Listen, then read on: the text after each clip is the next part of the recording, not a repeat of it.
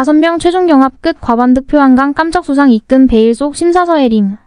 전세계 전문가 추천받아 1520명 1차 압축 5명 최종 후보자 명단에 1년여 전과정 철통보안심사위원들 3개월간 작품 읽고 토론 뒤 10월 초 투표. 라이벌 면면 등 심사 내용 일체는 규정 따라 50년간 봉인 깜깜이. 올해 노벨 문학상 수상한 작가 한강. 서울연합뉴스 서혜림 기자. 작가 한강의 올해 노벨 문학상 수상이 많은 사람에게 예기치 못한 기쁨이 된 이유 중 하나는 노벨위원회의 철저한 비밀 심사 원칙 덕분이기도 하다. 한강이 언어 장벽을 뛰어넘고 역대 수상자들보다 50대의 젊은 나이로 첫 아시아 여성 작가 수상자 기록을 세우며 국내뿐 아니라 전 세계에서 신드롬을 이어가면서 노벨 문학상의 선정 절차 및 과정에도 관심이 쏠리고 있다. 노벨 문학상 수상자는 1년여 과정을 거친 철저한 심사 과정을 거쳐 선정된다. 전체 심사 과정은 비공개로 이루어지며 수상자가 발표된 이후에도 후보자 심사 등 관련 정보 일체는 50년간 봉인된다. 14일 노벨위원회 공식 홈페이지에 따르면 수상자 선정 절차는 시상해 전년도 9월부터 일찌감치 시작된다. 수상 후보를 추천해달라는 서한을 전 세계 전문가 수백 명에게 발송하는 것으로 스타트를 끊게 된다. 후보 추천자의 자격은 한림원 소속 회원들과 그와 비슷한 목적의 학술기관협회의 회원, 대학교의 문학언어학 교수들에게 주어진다. 역대 노벨 문학상 수상자와 각국의 대표적인 작가협회에도 후보 추천 자격을 부여한다. 후보 추천 요청을 받은 전문가들은 시상 연도의 1월 31일까지 답신을 보내야 한다. 노벨 문학분과위원회 더 노벨 커미티 포 리터러처는 추천받은 후보자들 명단을 검토한 뒤 심사를 관장하는 스웨덴 한림원의 본회 승인을 받는다. 그 뒤 추가 심사를 거쳐 4월에는 후보군이 1520명으로 추려진다. 노벨 문학분과위원회는 이어 5월에는 이 중 5명을 다시 압축해 최종 후보군으로 선정한다. 심사의 본게임은 이때부터라고 볼 수 있다. 한림원 심사위원들이 이들 5명의 작품을 직접 읽고 평가하는 일이 시작되기 때문이다. 위원들은 68월 작품들을 읽고 9월에 모여 각 후보의 문학적 기여 등에 관해 토론한다. 여기에서 논의된 견해 등을 토대로 10월 초 투표를 거쳐 과반 가결로 수상자를 선정한다. 노벨위원회의 정해진 절차에 따라 올해 노벨 문학상 수상도 이 시간표에 진행됐을 것으로 보인다. 한강이 1차로 1520명의 예비 압축 절차를 거쳐 본선에서 나머지 4명의 쟁쟁한 후보들과 겨뤄 과반의 표를 얻어냈다는 얘기다. 노벨위원회는 홈페이지에 구체적인 심사 기준을 공개하지 않고 있다. 다만 자격 있는 추천인의 추천이 필요하며 자가 추천은 안 된다는 최소한의 원칙만 밝히고 있다. 한창 세상을 탐색하는 윤수리의 시선이 닿는 한 뼘이 안전할 수 있도록 한 뼘 가까이 다가와 주세요. 아울러 노벨위원회는 노벨재단의 규정에 따라 후보자에 대한 정보는 공적으로든 사적으로든 50년간 공개하지 말도록 제한한다며 이 제한 규정은 후보자들 및 후보 추천 지명자들, 수상과 관련한 심사 의견 등 모두에 해당한다고 설명하고 있다. 이에 따라 한강 작가와 함께 어떤 이들이 최종 후보자 명단에 올라 겨뤘는지 등에 대해서는 앞으로 반세기 동안 깜깜이 상태로 비밀에 붙여질 수밖에 없는 상황이다. 이처럼 철통보안 속에서 심사가 이루어지면서 매해 노벨상 시즌이 되면 수상자를 둘러싼 무성한 관측이 나온다. 올해에도 온라인 베팅 사이트 등에서 호주 소설가 제럴드 머네인, 중국 작가 찬쉐, 카리브해 영연방 국가 출신 자메이카 킨케이드, 캐나다 시인 앤 카슨 등의 노벨 문학상 수상이 점쳐졌다. 하지만 지난 10일 노벨위원회는 이런 예측을 모두 뒤엎고 한강을 수상자로 발표했다. 다만 발표 전 예상 중 여성 수상자가 될 수 있다는 관측은 적중했다. 한림원은 2012년 이후 거의 예외 없이 매년 남녀를 번갈아 수상자로 선정했으며 올해도 그 관행이 지켜지면서다. 2022년에는 프랑스 여성 작가 아니 에르노가, 지난해에는 노르웨이 남성 작가 욤 포세가 노벨 문학상을 받은 바 있다. 노벨상에 가장 근접한 작가 소설가 황석영. 그가 한강 노벨상을 축하하며 한말 전문체 서광. 소설가 황석영 81이 후배 소설가 한강 54의 노벨 문학상을 축하하며 한말이 화제를 모으고 있다. 황석영은 12일자 동아일보에 게재한 축하글에서 한강의 노벨 문학상 수상을 진심으로 축하한다고 했다. 한국을 대표하는 문인인 황석영은 노벨 문학상에 가장 근접한 작가로 평가받아 왔다. 그는 한강이 2016년 수상한 영국 부커상 인터내셔널 부문의 최종 후보에 지난 4월 올라 큰 주목을 받은 바 있다.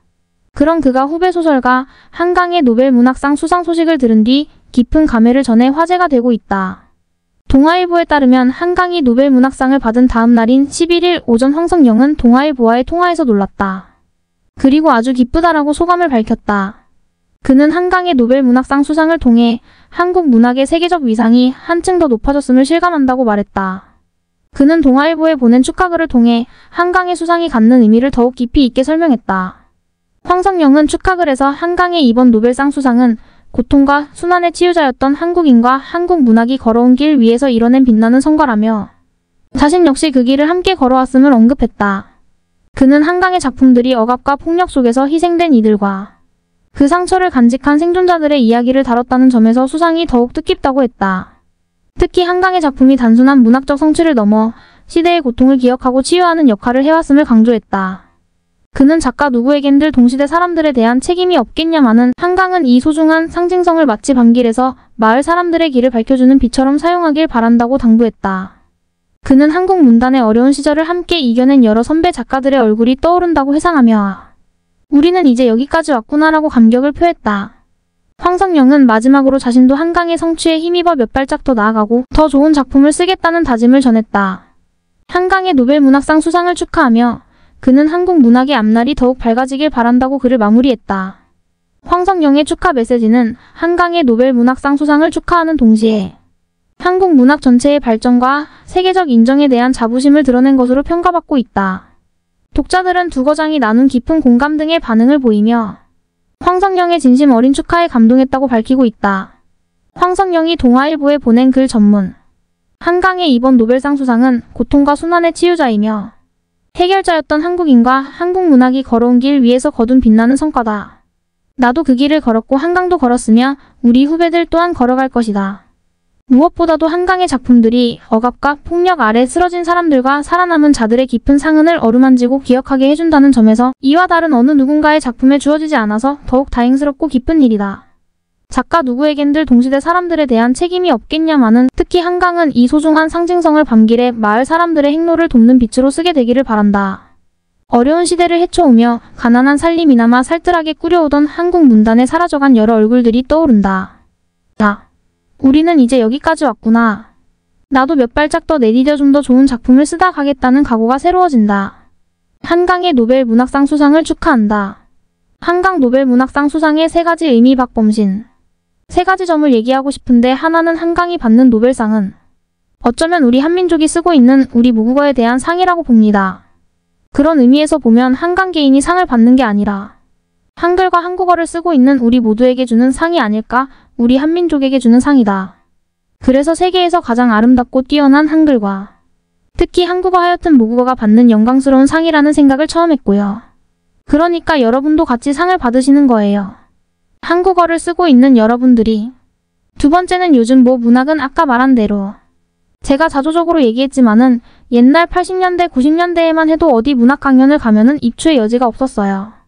사실 연예인들이 뜨는 것보다는 소설가 박범신이 뜨는 게 대중동 원력도 훨씬 강했던 시대를 지나왔습니다. 근데 요즘엔 정말 없거든요. 워낙에 거의 빈사 상태에 이르러 있다. 이렇게 말할 수 있습니다. 특히 한국 문학은 거의 빈사 상태인데 한강 선생이 노벨상을 받음으로써 빈사 상태에 있는 한국 문학에 굉장히 신선한 감동과 충격으로 다가와서 우리 문학을 위해서 정말 다행인 큰 상이다. 이런 생각을 했고요. 세 번째는 한강계인 흔히 가지고 있는 작가적인 역량인데요. 겉으로의 폭력은 없어졌지만 이 평화스러운 시대에 오히려 폭력이 눈에 보이지 않는 폭력은 깊어진 메커니즘을 세계가 가지고 있다고 봅니다. 한강의 모든 소설은 그런 폭력의 메커니즘에 대해서 아주 섬세하고 예민하게 반응하는 소설이라고 생각하기 때문에 어떤 의미에서 한강이 다루고 있는 주제는 인류 보편의 주제이고 인류가 지금 당면하고 있는 가장 핵심적인 문제를 예민하게 견디고 있는 좋은 후배 작가이기 때문에 한강 선생이 문학상을 받아서 정말 축하하고 다행이다. 이런 생각을 합니다. 어제 익산 북토크에서 선생님이 말씀하신 한강 수상의 의미입니다. 한강 노벨 문학상 수상으로 블랙리스트 재조명주 영재기자. 소설가 한강이 2024년 노벨 문학상 수상자로 선정된 10일 수상 소식을 접한 시민들이 교보문고 서울 광화문점에 마련된 매대에서 책들을 살펴보고 있다. 성동훈 기자. 스웨덴 한림원은 10일 한강 작가를 노벨 문학상 수상자로 발표하면서 역사적 트라우마에 맞섰다는 점을 첫머리에서 밝혔다. 1980년 광주민중항쟁을 다룬 소설소년이 온다를 언급한 것이다. 노벨 문학상 수상의 가장 큰 동력의 하나였던 소설이 박근혜 정부 당시에는 사상적 편향성을 이유로 세종도서 사업에서 배제됐다. 작가는 블랙리스트 명단에 올랐다. 10일 한 작가의 노벨상 수상으로 박근혜 정부 당시 블랙리스트가 다시 도마 위에 올랐다. 2016년 박근혜 최순실 게이트를 수사한 특별검사팀은 문화체육관광부가 작성한 블랙리스트에 소설가 한강이 포함됐다는 점을 확인했다. 특검은 당시 블랙리스트는 청와대 주도로 작성됐다고 밝혔다. 한 작가는 이 사실이 알려진 그해 12월 열린 한 인문학 강좌에서 소년이 온다를 낸 후 블랙리스트에 올랐다는 소리를 들었다며 518이 아직 청산되지 않았다는 게 가슴이 아프다고 말했다. 소셜미디어에는 한강 작가의 노벨상 수상을 알리면서 블랙리스트를 언급하는 글들이 다수 보였다. 한 페이스북 이용자 김정호는 작가는 채식주의자로 2016년에 맨부커 국제상을 받은 바 있다. 큰 경사라 관례대로 문체부가 축전을 보낼 것을 당시 박근혜 대통령에게 건의하지만 박근혜 대통령은 작가가 518광주 민주화 운동을 다룬 소설소년이 온다를 써서 블랙리스트에 포함되었다는 이유로 거절했다면서 당시 블랙리스트 작성 주도자가 현 문체부 차관이라는 것에 급저절이라고 썼다. 현 문체부 1차관인 용호성 차관이 지난 7월 임명될 당시 문화연대와 한국작가회의 등 10개 단체는 성명을 내고 용 차관은 2014년 청와대에 파견돼 근무하면서 문화예술계 배제 인사 명단을 문체부에 전달하는 등 구체적이고 적극적으로 블랙리스트를 주도한 상징적 인물이라며 용 차관 임명은 대한민국 정부 법원 그리고 문화예술계를 노골적으로 조롱하고 모욕하는 인사범죄라고 비판한 바 있다. 한 작가와 함께 영화 기생충으로 오스카상을 받은 봉준호 감독, 세계적인 화제가 된 드라마 오징어 게임의 황동혁 감독이 모두 보수 정권의 블랙리스트에 올랐던 사실을 언급하는 게시물도 많았다. X구 트위터 이용자도 해벗는 박근혜 정부 블랙리스트에 오른 한강 작가님, 대한민국은 창작의 불모지나 다름없는데 자랑스럽다고 말했다. 문체부가 주최하고 한국출판문화산업진흥원이 주관하는 2014년 세종도서 선정사업의 마지막 3차 심사에서 한강 작가의 소년이 온다가 도서의 사상적 편향성에 대해 검토한 결과 탈락했다는 사실도 다시 회자했다. 온몸에 소름 한강 노벨문학상의 시민 환호 고경태 강제구 소설가 한강이 한국 작가 최초로 노벨문학상을 수상한 10일 오후 서울 종로구 교보문고 광화문점에 마련된 한강 작가 코너에서 시민들이 작가의 작품을 살펴보고 있다. 연합미뉴스 소설가 한강이 한국 작가 최초로 노벨문학상을 수상한 10일 오후 서울 종로구 교보문고 광화문점에 마련된 한강 작가 코너에서 시민들이 작가의 작품을 살펴보고 있다. 연합미뉴스 10일 저녁 한반도에 날아든 소설가 한강의 노벨문학상 수상 소식은 책을 사랑하는 시민들을 환호하게 하는 쾌거였다. 민주주의가 퇴행하는 한국 사회에서 나아가 여성 작가가 처음으로 노벨문학상을 탔다는 점에 큰 의미를 두는 반응들이었다.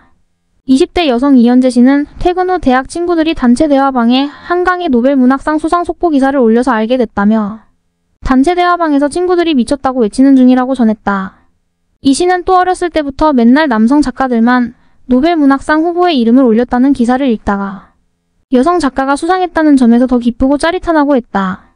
50대 여성 남아무개 씨도 한국인 여성이 노벨상을 받아서 반갑다고 했다. 그는 대한민국이 국제사회에서 차지하는 경제적 위상과 달리 한국 사회에서 여성의 지위, 사회 참여율이 그에 미치지 못했는데 유독 한국 사회에서 두각을 나타내는 분야가 문학이다. 한국인이 노벨상을 받는다면 그것도 문학에서 당연히 여성이 받을 줄 알았다고 말했다. 박하윤 35여시는 외국어로서의 언어 장벽을 뛰어넘고 노벨 문학상을 수상했다는 것이 감격스럽다. 이를 계기로 한글과 한국 작가의 위상이 한층 높아져 인문학이 과거의 위상을 되찾았으면 좋겠다고 말했다. 박채원 32여시는 외국에 나가서도 두유. 노 한강? 한강을 아냐이라며 사람들에게 물어볼 일이 생긴 것이라며 기뻐했다. 이혁 35남씨는 수상 소식을 듣고 심장이 두근거렸다. 이거야말로 한강의 기적이라고 했다. 장하무개 31여시는 대학생 시절 한강 작가의 감각적인 문장과 초연한 시선에 매료돼 홀린 듯 책을 읽은 기억이 아직도 또렷하다며 수상 소식이 너무나 반갑고 온 몸에서 전율이 느껴진다고 말했다.